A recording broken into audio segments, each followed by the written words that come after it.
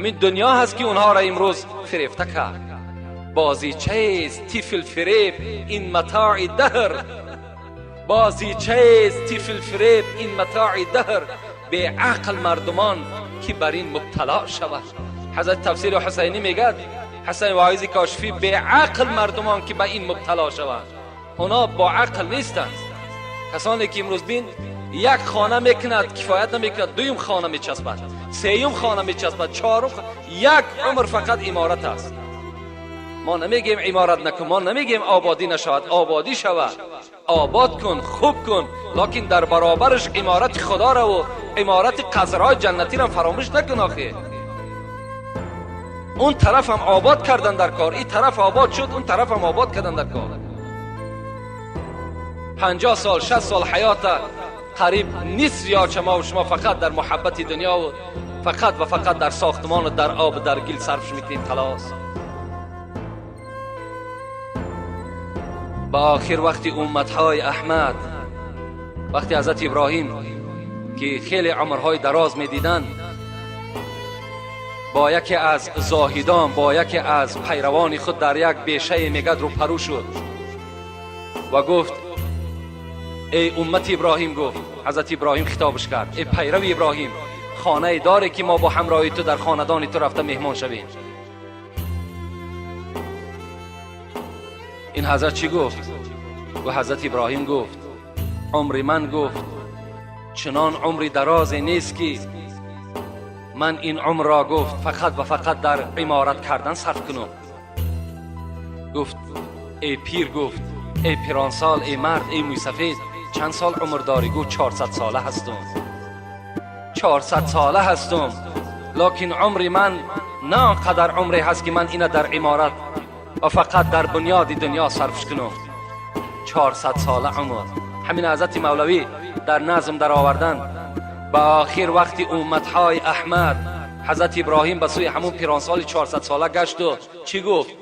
با آخر وقتی امتهای احمد با عمر اندک معمیر به حق، ای پیر، گفت ای امتی من، ای پیروی من، فراموش نکن، گفت یک احمد گفتگی پیغمبر میبراید، یعنی محمد است. امتش بسیار عمر قلیل دارد، بسیار عمر کوتاه دارد، لیکن معمیری به حد دارد، عمارتی بسیار دارد. با عمر اندک معمیری به حد، با عمر 20 و 30 و 40 و 50 کنن معمیرهای خوب رنگین. عمرهاشون 20 سال است، 30 سال است، 40 سال است، 50 سال است، لکن چنان قصرهای دبدبناکی میکنن. بسازن قصرها در اوج رفعت، با باغ و بوستان، ایوان و مسند. چنان قصرهای میکنن که آشیانه هاش دیگر حساب کرده نمی شود. چنان باغهای آراسته میکنن که دیگر حد کنار ندارد. تو با عمری دراز 400 سال نکرده کازمای پیری خوشحال، تو 400 ساله مردک، 400 ساله عمر داری، چرا یک خانه برای خود بنیاد نکردی؟ لکن این پیری دانا و پیری خردمند بود. پس ابراهیم چی گفت؟ تبسم کرد پیر آمد به گفتار، قسم بر ذات آن دانای اسرار. اگر عمرم چو امتهای احمد، بودی من کردم در سجده مسند. با یک سجده بکردم من تمامش، بر روز حشر می دادم سلامش. اگر عمر من 50 ساله می شد، 60 ساله می شد، قسم بر خدای تو ای ابراهیم که من بر یک سجده بودش می کردم، با یک رکعت نماز، با 2 رکعت نماز بودش می کردم، با سلام همین نماز در قیامت می دادم. از این خاطر مولوی گفتن نزیبد کس به این 2 روزه فرصت، گذارد طاعت و سازد امارت. نمیزیبد، گفت برای بنده مؤمن نمیزیبد که فقط امارت کند و طاعت خدا را یک جای دیگر بگذارد. از این خاطر ما و شما را این دنیا فریفته نکند. دنیا جای ما و شما نیست، زندگی ما و شما غلط نیست، زندگی ما و شما گناه نیست.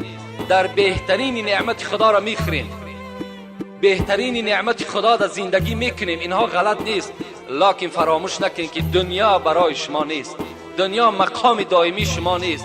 شما را البته ترک می سازد، شما را البته 3 طلاق می کند، شما را از بالای خودش دور می سازد. رسول اکرم چی گفتن؟ اللهم، دعا کردن، لا عیش الا عیش الاخره. خدایا این عیش نیست این دنیا. این دنیا زینت ندارد، راحت ندارد. پروردگارا هر عیش هست، هر راحتی که هست عیش آخرت است. خدایا برای ما آخرت نصیب کو گفته حضرت دعا کردن. ما و شما هم باید چیکار کنیم؟ طلبگار فقط آخرت باشیم، با این دنیا دل نبندیم. حاصل دنیا چی باشد؟ ای امین 9 گز کرباس با 3 گز زمین. همین است، هم از حاصل دنیا فقط و فقط همین است.